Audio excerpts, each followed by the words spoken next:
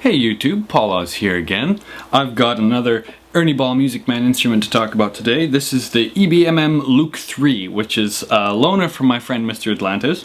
And I'm very excited to present this guitar to you today because it's got a lot of interesting little features about it. So, let's get started with what makes this guitar.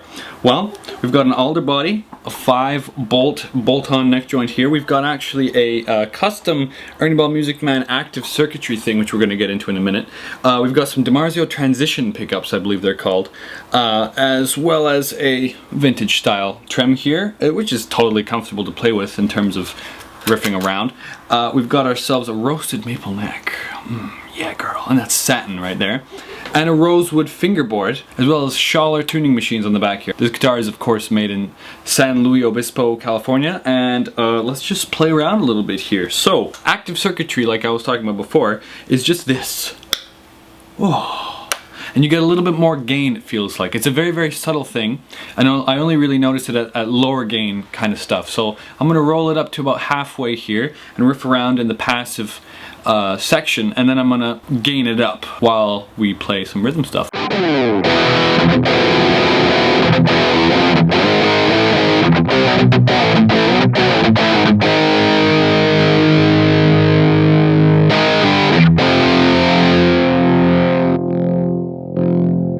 You see how there's that difference? It's really, really odd. It was very subtle. Another thing to mention is that we've got a 5-way switch here, which is quite fantastic, so more tonal capabilities.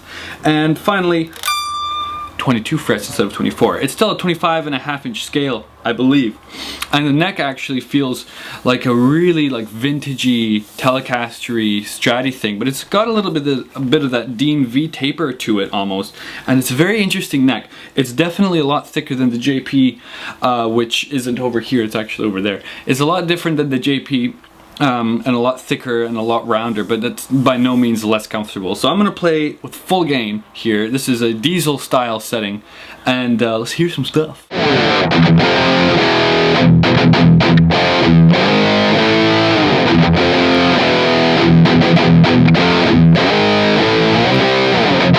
So the pickups sound quite fantastic, I think. I think that the DiMarzio pickups in this bring out a lot of them good tones. It's really, really like high gain sounding, which is impressive for me because it actually feels a little more saturated than the JPX over here, which is very interesting. That means that these are quite high output pickups. And Mr. Atlantis himself had said that this is a bit more Joe Satriani sounding. So with that in mind, let's just go straight to the lead tone for a minute here and see what he was talking about.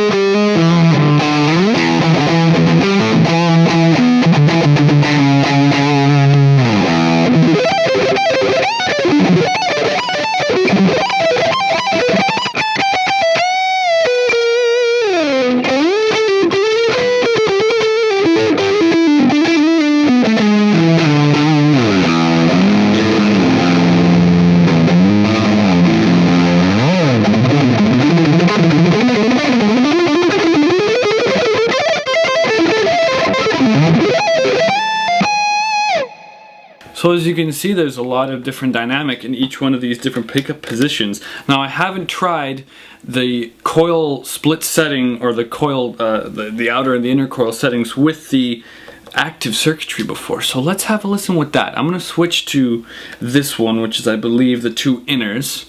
And let's just roll us gain a little bit up. Let's say about halfway.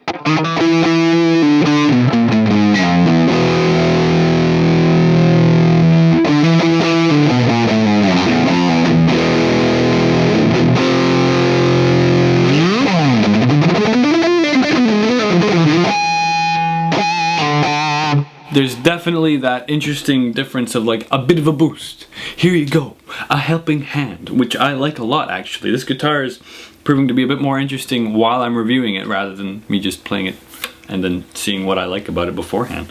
So, full of surprises this one. I think that now we should definitely get into some clean tones so you can hear how sparkly it is, and we'll take it from there. So this clean tone, again, is a little bit fatter. I'm going to try this on the middle setting here. And let's just enjoy.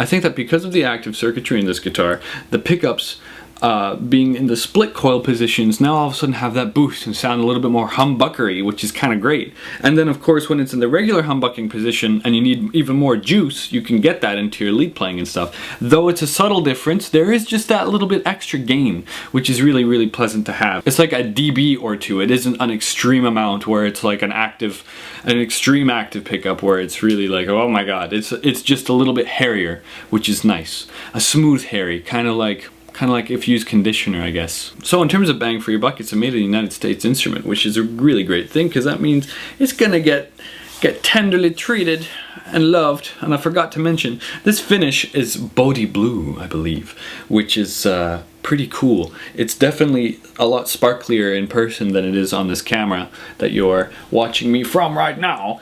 So right now I'm just gonna leave you with a little bit more clean stuff, because I found it to be really interesting. I'm gonna use that active system, and it's just gonna fade out into nothingness, man, into beauty and nature and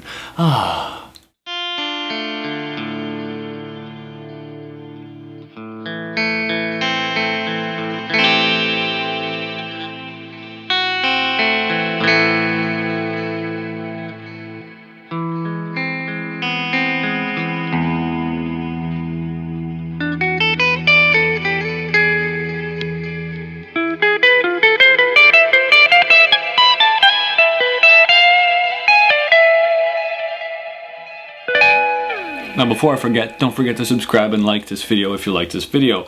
I really enjoyed playing around with this Ernie Ball Music Man, and I think that it's really a sign that they are a great company, that they can put out these two different guitars, different price points, different brackets, different ages, and they are both really consistently fantastic.